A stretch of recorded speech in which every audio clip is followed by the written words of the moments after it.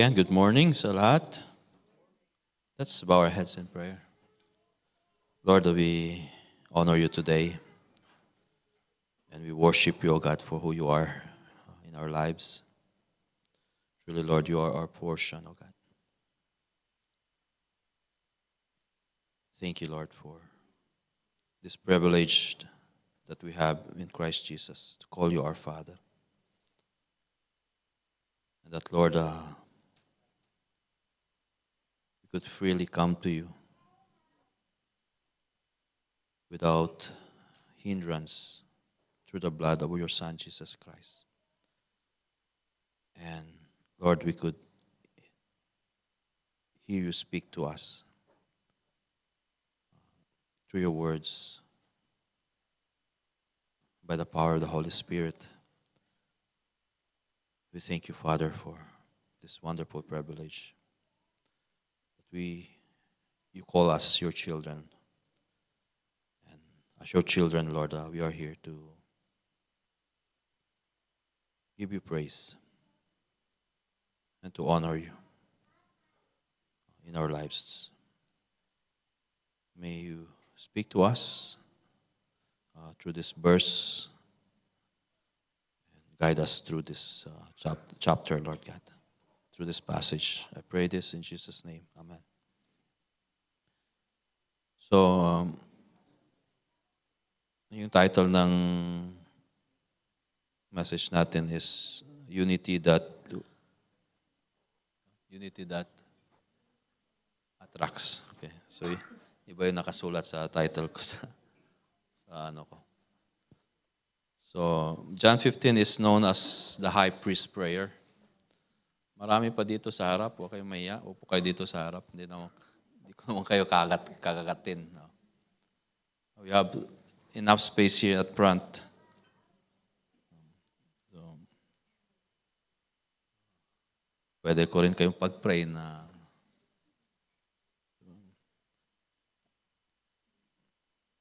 Amen. So let's focus here. So it's a high priest prayer, no, chapter 17, and this is part of the upper room discourse of Jesus, no, before he was crucified, from chapter 13. So we know that story in John, where they were having this Passover meal. And then Jesus was about to be betrayed and be handed out on to the Romans, to the high priest. So chapter 17 is divided into three parts. First, Jesus prayed for himself.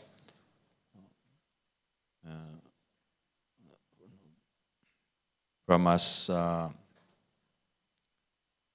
he completes his mission on earth. Kita natin yan dyan sa verses 1 to 5. Also, he prays that the Father would glorify him so that he may glorify the Father. That was his prayer for himself. And then second, he prayed for his disciples.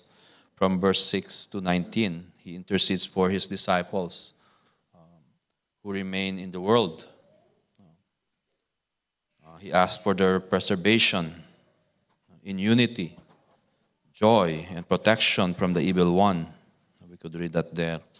And then he also prays for their sanctification through the word or through God's words. So then third is the passage that we're going to study. Jesus prayed for the future believer or believers like us for unity and witness. So here now we see Jesus look ahead and prays for those who will believe in him through the disciples' message. And his main request is unity. His main request in his prayer for the future believer was unity. That they may be in one, so that the world may know he was sent by the Father. So this morning we are going to study the unity of believers that attracts. So when believers live in unity, what happened is that God is glorified and the world is drawn to Christ. Diba? So when we are in unity, God is glorified and the world is drawn to Christ. So this is the main focus of this message. The key verse is in verse 21. But let us read from verse 20. Jesus prayed his prayer in verse 20. I do not ask for this only, but also for those who will believe in me through their word. So Jesus was praying for his disciples and also is praying for the future disciples, those who will believe in him through the message or through the words of his disciples proclaiming the good news. So here's the key verse, that they may all be one, just as you, Father, are in me and I in you, that they also may be in us, so that the world may believe that you have sent me. So this is the unity that God desires, that all his disciples, including us, all believers, will be in one, will be one, united in one purpose, one mission, one essence, one fellowship. Fellowship with the Father, the Son, and the Holy Spirit. Not one organization, not one denomination, but spiritual unity among all believers all over the world through all generation. So, lahat na naligtas, lahat na nampalataya kay Kristo will all be one, will be unified. Hindi lang this generation, but to the next generation, other generation, next generation, until he returns. So unity is not uniformity. Diba? Unity is not uniformity. Like dapat pag magsimba tayo, dapat naka-uniform tayo lahat. No. Yung babae nakabistida, or yung mga lalaki nakabarong. Parang burol yata 'yan, no? That is not unity. No? We may wear the same clothes. Diba? Ayun, marami akong nakita nakaputi. You may wear the same clothes, but that doesn't mean our hearts are truly one. Amen? So, uniformity is somehow external. No, it's just external. But unity is internal. Internal. Uniformity is about outward appearance, but unity is about inward agreement of heart and spirit. No? Yung uniformity, diba, is outward, but unity is inward.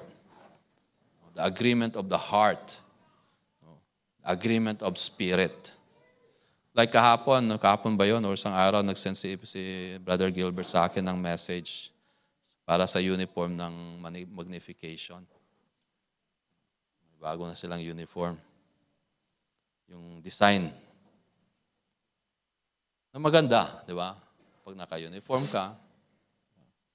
But, everyone may wear the same uniform, but if each song leader or instrumentalists have different keys, when they play dito sa harap, then they are not in unity. There's no true unity. Unity comes when all the voices, di ba, though in different tone, different range, blends together in harmony under the same direction. So the same way with the instrumentalists, no? May keyboard tayo, may guitarist tayo, di ba? May drum tayo. They don't sound alike, but when they follow the same key and play different, and even though they play different parts, okay, they play it together the same key, the result is beautiful harmony. Kaya, di ba, we appreciate our magnification team. Kasi talagang, di ba, they have invested time in doing, practicing, and really enhancing their craft, their talents. So likewise, the church is like that. Not everyone looks the same. Diba? Tayo, wala naman tayong kamukha dito. Iba tayo. We talk, we don't look the same, talk the same, or come from the same backgrounds. Diba? We come from different parts of the Philippines, different culture, different upbringings, different walks of life. Some are rich, some are poor, some are educated, some are simple, some are young, some are old. Diba? And if we look only on the outside, we look all differently. May maputi, may kayumangge, may milk, may chocolate, may dark chocolate. Yun. But unity is not about removing those differences or erasing those differences. It's about bringing all those differences together under the Lordship of Jesus Christ. And that's unity that we desire. Just as in a family, di ba, may mga anak tayo, they look different, they act different, they have different personalities, yet they remain one. We remain one as family because, first of all, we share the same parents. They share the same parents. And the same way, we have, though we are different, we come from different families, we are united because we share one Heavenly Father and one Savior, our Lord Jesus Christ, united in one Spirit. Kaya ang prayer ni Jesus, that they may all be one, just as you, Father, are in me and I in you. So, the other contrast between uniformity and unity is that uniformity can be forced. It can be forced. Para magmukha tayong united, susuot tayo ng lahat red na damit. Diba? Or let us make a rule na ang style ng kupit ng buhok natin, iisa lang. Tulad ni, payag ba kayo kasi buhok nyo parang kaano ni Bad Alvin, no? Mga boys, wala nang buhok.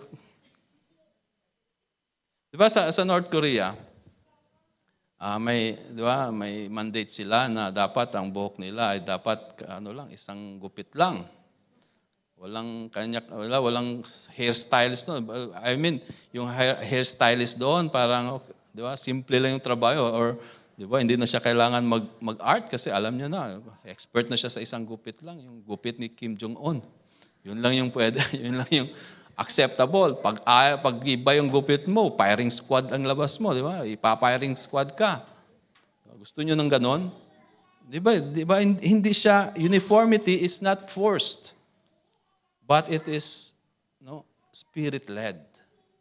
It is spirit-led.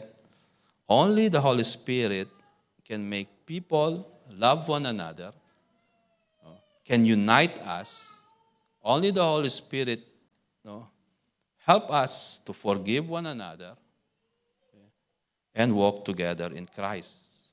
It cannot be forced or neither demand or enforce to a person. So the Bible never calls us to uniformity. Tama? In Romans 12:4-5, for us in one body we have many members, and the members do not all have the same function. So we, though many, are one body in Christ and individual members one of another. See, Brother Alvin shared last week about every believer a minister. Kinuha niya yun sa Ephesians 4:11-16. So we are all given gifts by the Holy Spirit. We are to use that spiritual gift to edify one another. There is no lesser gift. There is no lesser gift. Every gift is important to the church, to the body of Christ. No matter how you think that your gift is insignificant or significant, every gift are the same. Every gift are given by God, by the Holy Spirit. What God wants from us, it doesn't matter if you have a more important gift than the other. It doesn't matter. What matters most is your faithfulness in using that gift that God has entrusted to you. Ang sabi no, in one body we have many members and the members do not have all the same function. So in verse 6, sabi sa Romans 12, the gifts differs according to the grace given to us. So we don't get to choose what gifts we like. It's the Holy Spirit who assigned those gifts to each believer. And remember that God will not judge us on how important your gifts are, but how faithful you use that gift that God has given you for the edification of the body of Christ. So the beauty of the church is not everyone looks the same. Diba? But in our diversity, kung ano man mga backgrounds natin, kung ano man, even yung character natin, even yung mga talents natin, when they work together as one,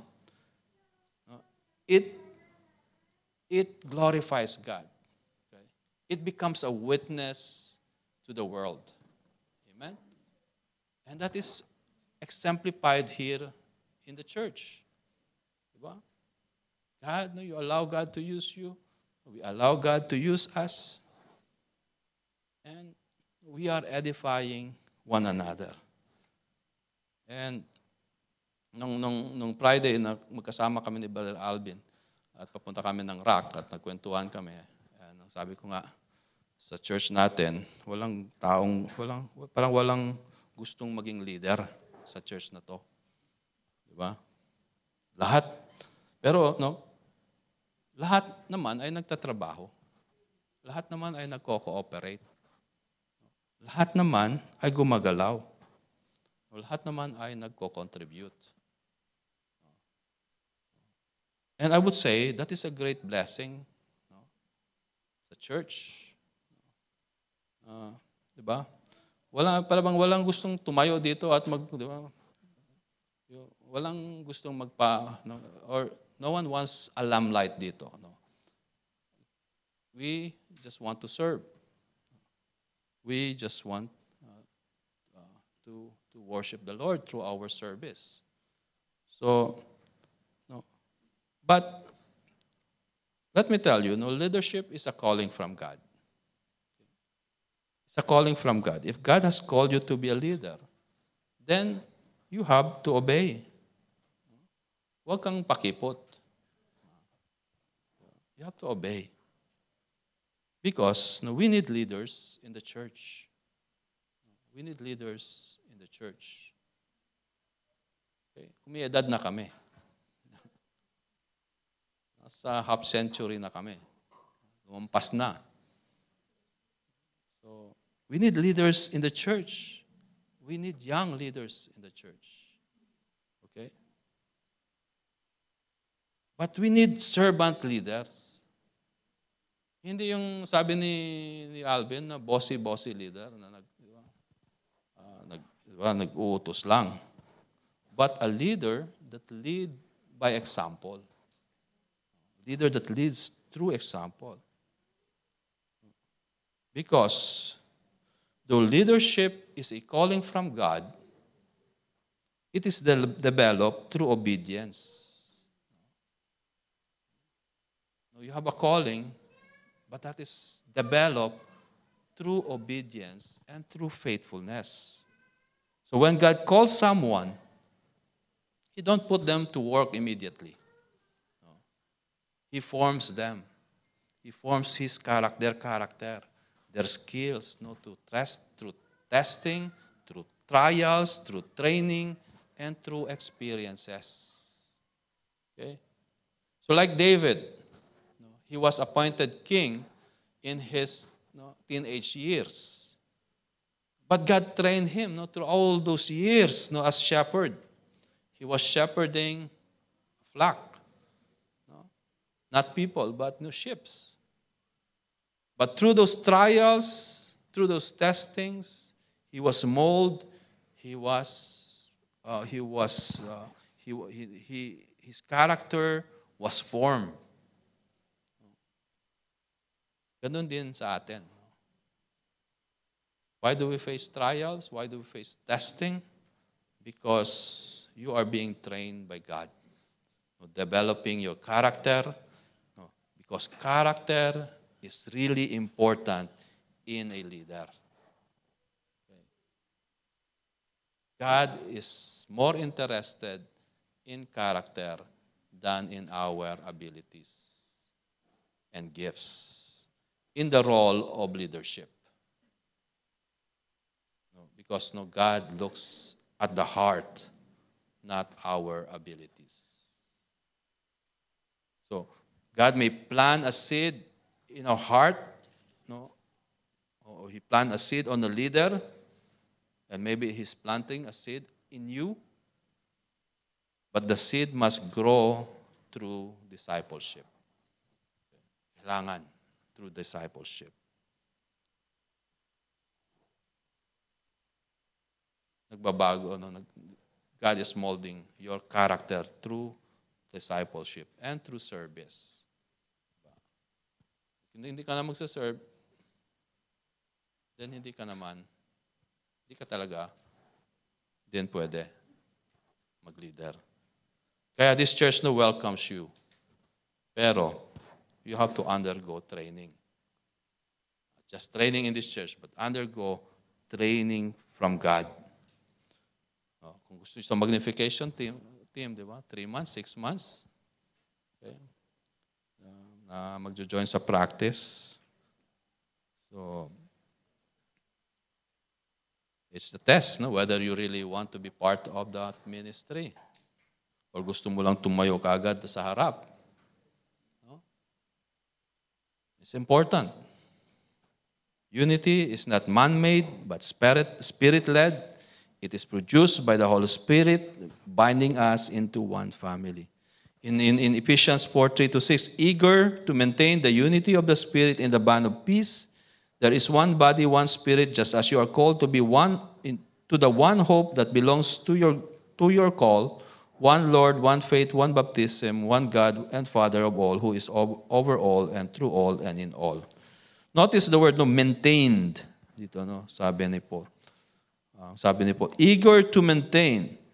It doesn't say create unity or invent unity, but it says eager to maintain unity. Meaning, first of all, unity is already given by the Holy Spirit to the church. It is not man-made.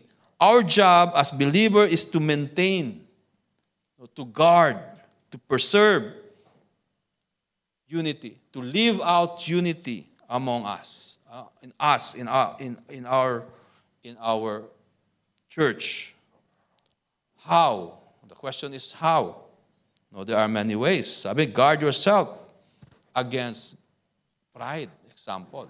Just one example is guard yourself against pride. Because pride divides, unity unites. Philippians 2:3, do not do anything out of selfish ambition or vain conceit, but consider others better than yourself. Amen? So instead of insisting, ako yung tama,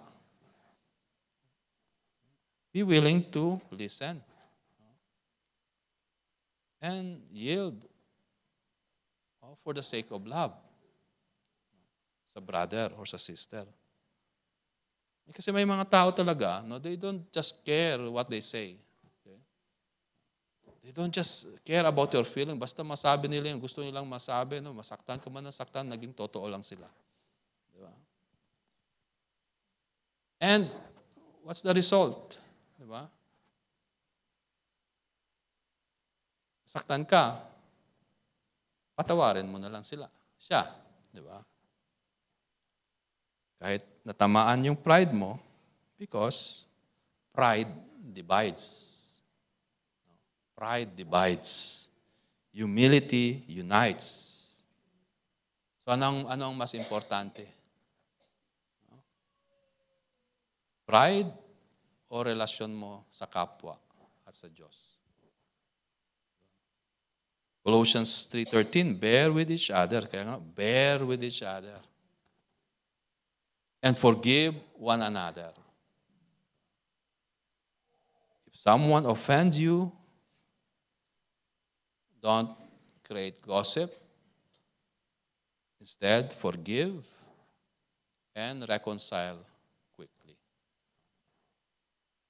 Because unity unites us. Amen? We should guard unity with love in action. When a brother or a sister struggles, don't criticize behind their back, but pray for them, encourage them, and help them. Amen, di ba? Minsan may mga conflict tayo sa mga music preferences natin. Noon pa yun, unang panahon. Ngayon, wala na. Mga music style natin, di ba? Yung program natin. We stay united because the mission, the gospel is bigger than our personal likes.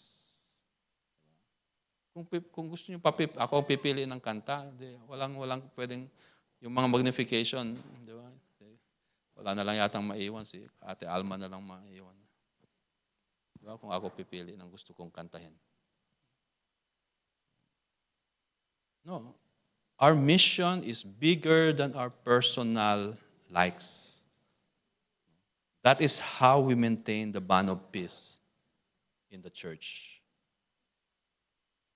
We have to be united in one purpose. And what is that purpose? What is the purpose of this unity? Sabi ni Jesus, so that the world may believe that you have sent me. Jesus connects unity to witness, so that the world may believe that you have sent me. How do we know that Jesus is real? It is through the witness of the church. So if the church is divided, it misrepresents Christ and our mission. Sino maniniwala sa atin if tayo sa loob ay nag-aaway, nagkakagulo? Instead of showing Christ's love, the church is reflecting pride. The church is reflecting selfishness or disobedience. Taga-all nation ba yan? Bakit siya ganon? Christian ba yan? Bakit ba siya ganon?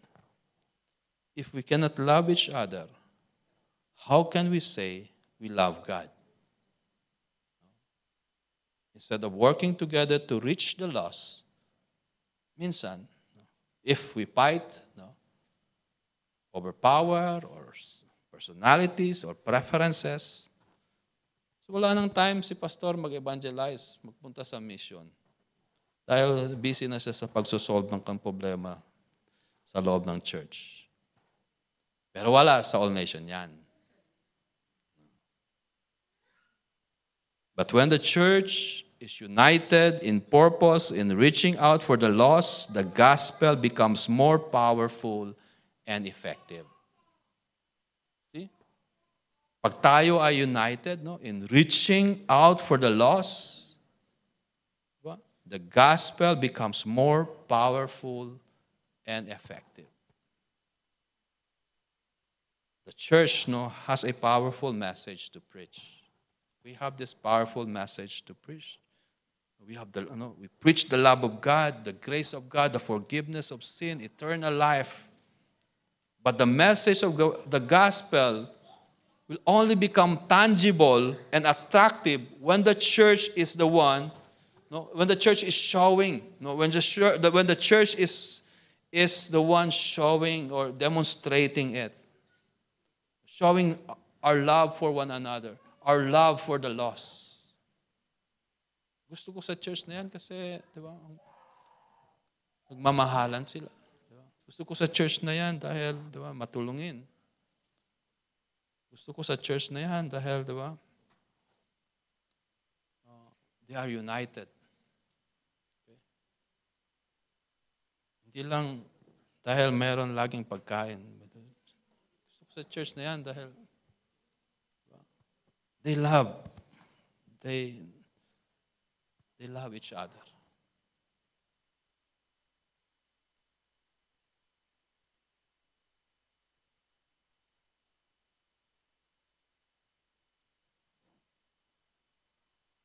If you recall yung message ni Brother Gilbert sa Acts 2:42 to 47. Diba? And this is the early church. It says there, and they devote themselves to the apostles' teaching and the fellowship, to the breaking of bread and the prayers. See?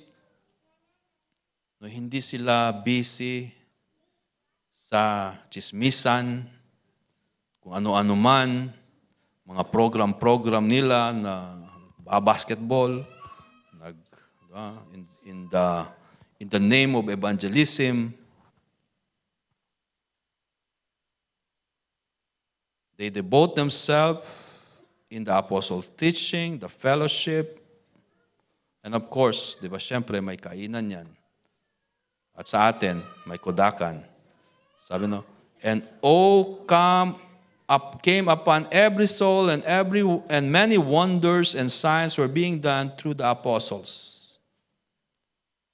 So when God's presence is in our midst, as we dwell together in unity, signs and wonders follows. Church, miracle happens. Souls are being saved. So verse 44, and all who believed were together and had all things in common, and they were selling their possession and belongings and distributing the proceeds to all as any had need. And day by day, attending the temple together and breaking of bread in their homes, they received their food with glad and generous hearts, praising God, having favor with all the people. And the Lord added to their number day by day those who are being saved. You see, when the church is united in purpose, people get saved. Hindi lang yung si Alvin ang pupunta ng rock. Or even here, di ba? I know na meron nagsasabi na, bakit sa rock lang kayo mag-evangelize, bakit hindi dito? Eh di umpisahan nyo. Di ba? Let's start.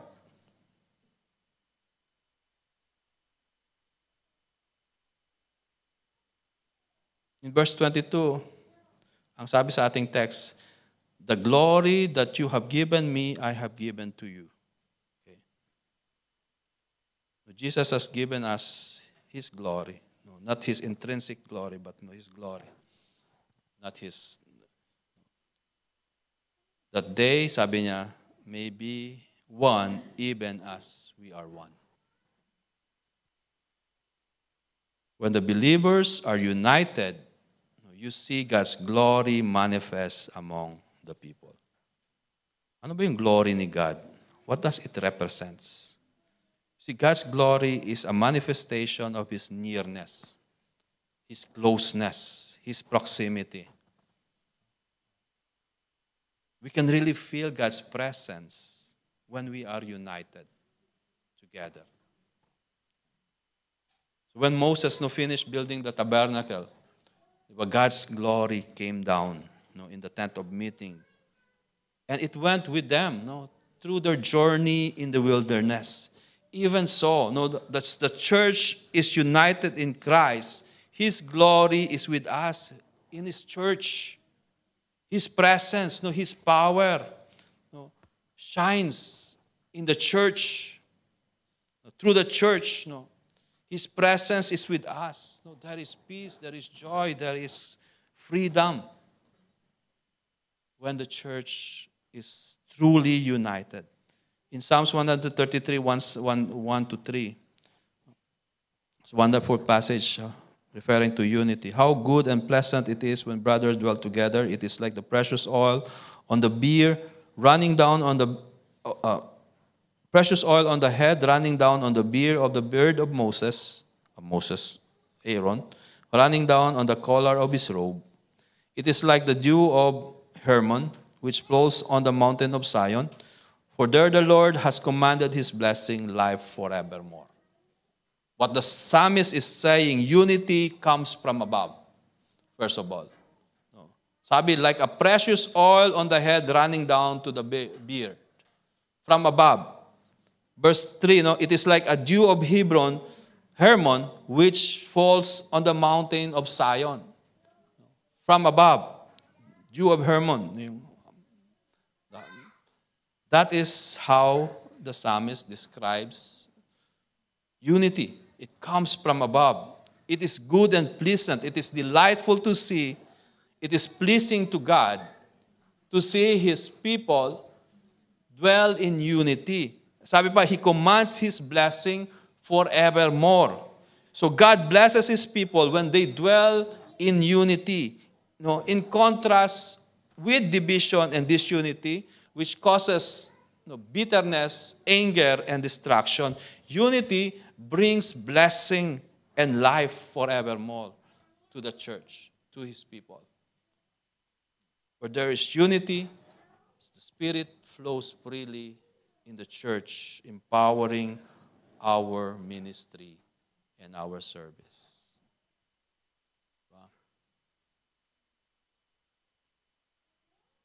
Are we truly united in purpose, in our mission?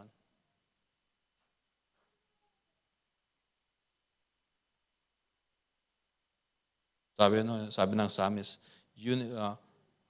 unity is life-giving.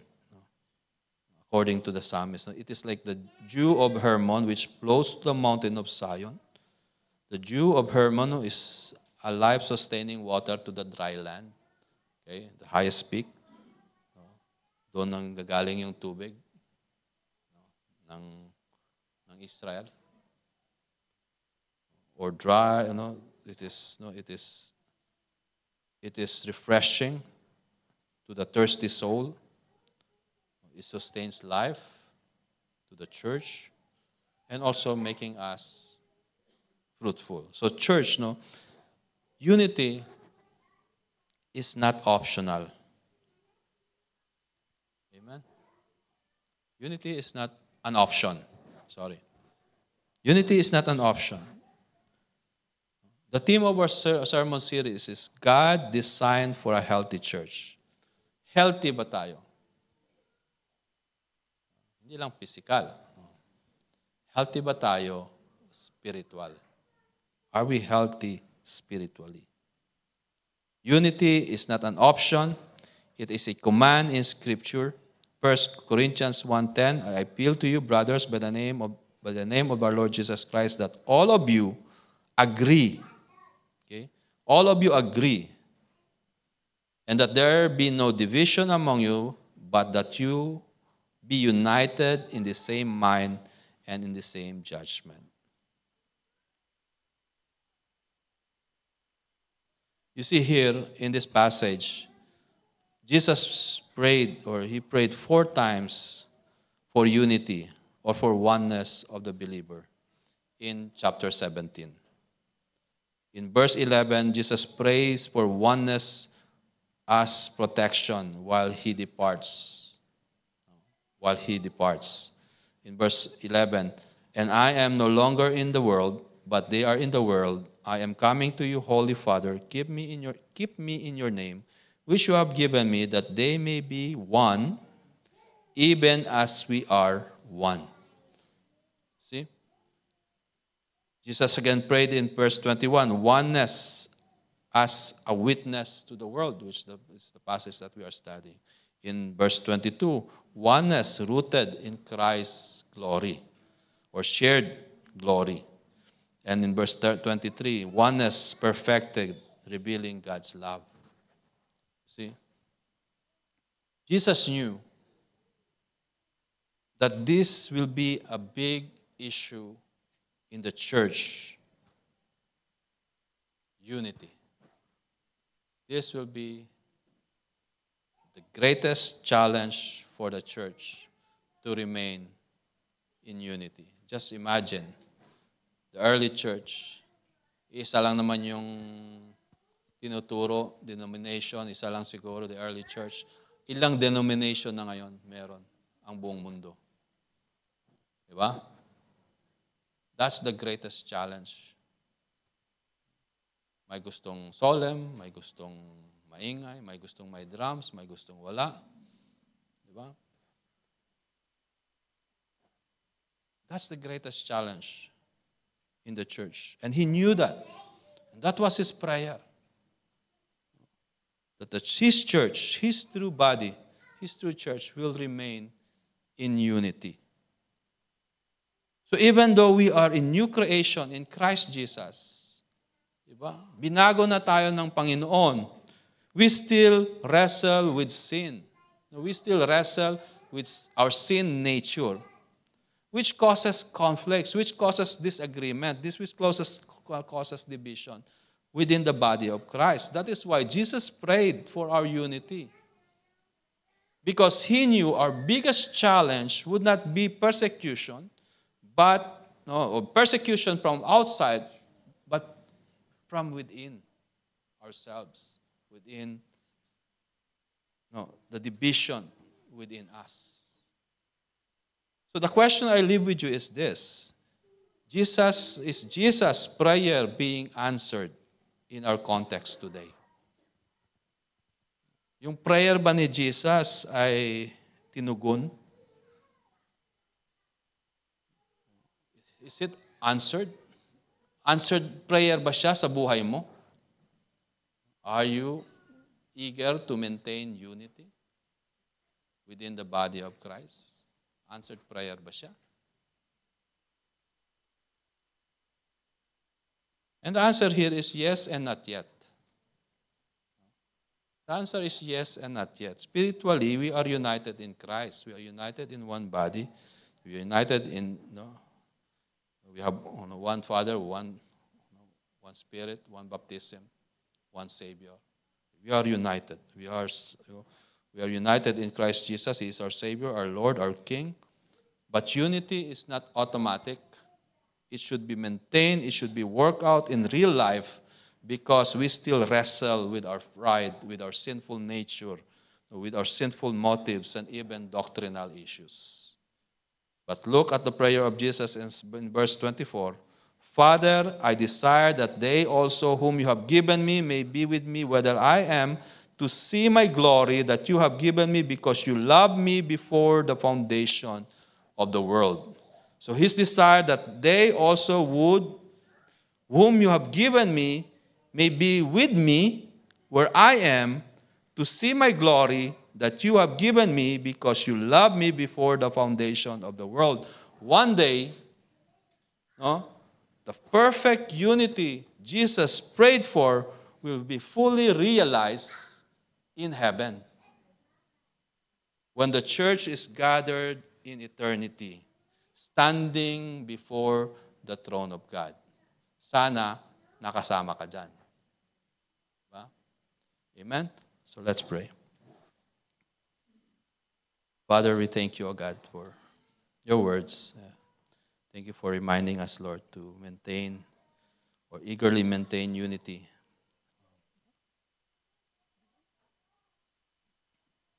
within this body, this church, Lord God. Lord, thank you, Lord, for even before we came to know you, you have already thought of us and that you have prayed for us. You have prayed for this church, for unity, for love, for oneness. Father, I pray that may we, Lord, put this into practice to maintain unity and not to be a cause of division or a cause of hurt to my fellow believer, my fellow church member. But Lord, help us to guard our thoughts, our words, our actions, to maintain, Lord, the unity that you desire for this church. Lord, thank you, Lord, for you have united us. Thank you, Lord, for, Lord, truly you are showing your love and your faithfulness in this church, oh God. And I pray, Lord, that you continue, Lord, to build us up. Continue, Lord, to mold us, our character, and even, Lord, our desires and motivations, oh God. Lord, I pray, Lord, that move, Panginoon, sa bawat isa, Lord. And Lord, if you have called them, Lord, to leadership, Lord, I pray that may it be clear, Lord, from them or from you. Again, Lord, we thank you for this powerful words that you have given to us. And we just want to give you praise again in Jesus' name.